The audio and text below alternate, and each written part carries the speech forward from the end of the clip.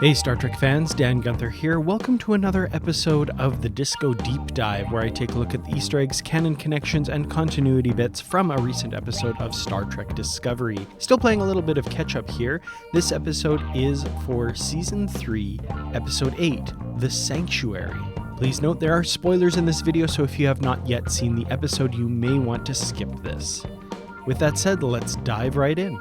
Early in the episode, Admiral Vance makes the comment that Prime Directive violations by the Emerald Chain have become a matter of course. This is one of the few instances in Star Trek Discovery that General Order 1 is referred to as the Prime Directive. The term first comes from Star Trek the original series, where it was called both the Prime Directive and Starfleet's General Order 1.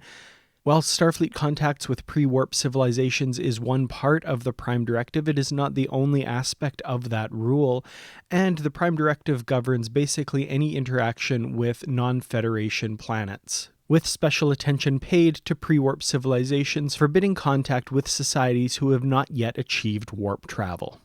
During our first introduction to the villainous Osira, we see her playing with a Star Trek Picard era comm badge. This style of comm badge was introduced in the series Star Trek Picard and was in use at the very end of the 24th century.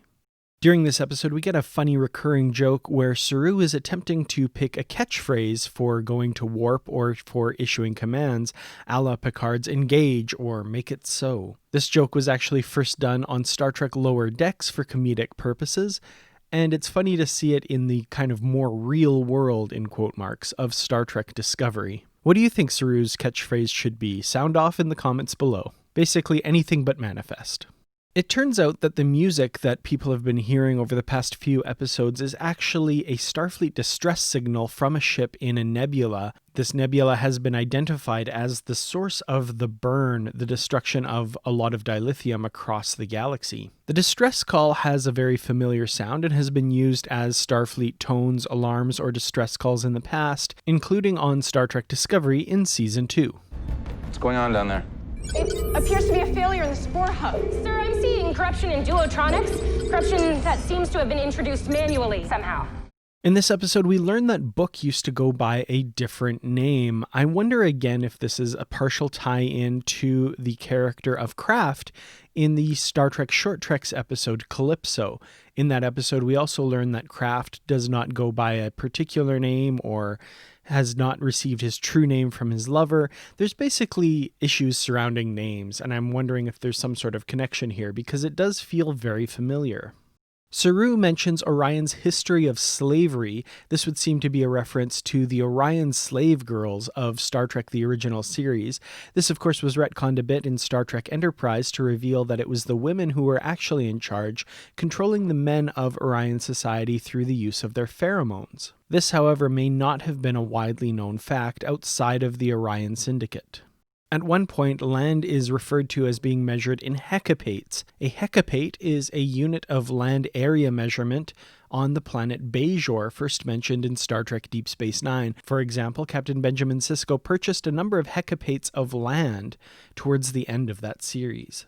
And finally, towards the end of the episode, the Discovery uses technology to amplify a signal across the planet. They refer to doing this like on Kaminar. If you'll recall, in the episode The Sound of Thunder, the signal that triggered the Kelpians' Vahari was amplified by Discovery across the entire planet of Kaminar. And it would seem to be this event that Burnham is referring to.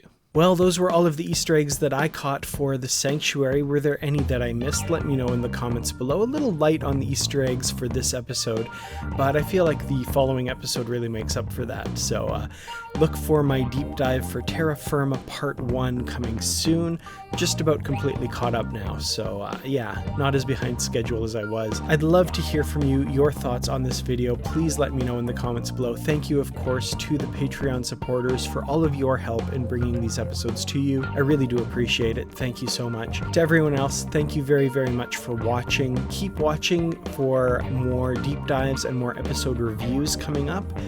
We're coming up to the end of The Mandalorian, so only one more episode, 2 reviews left yet for me for that. So Really sad to see that series ending, but really excited to see how it goes. And also Discovery, we've got only 4 more episodes, so it's really, the end is coming fast. But again, thank you all so much for watching. I'll see you in the next video. Until then, as always, live long and prosper.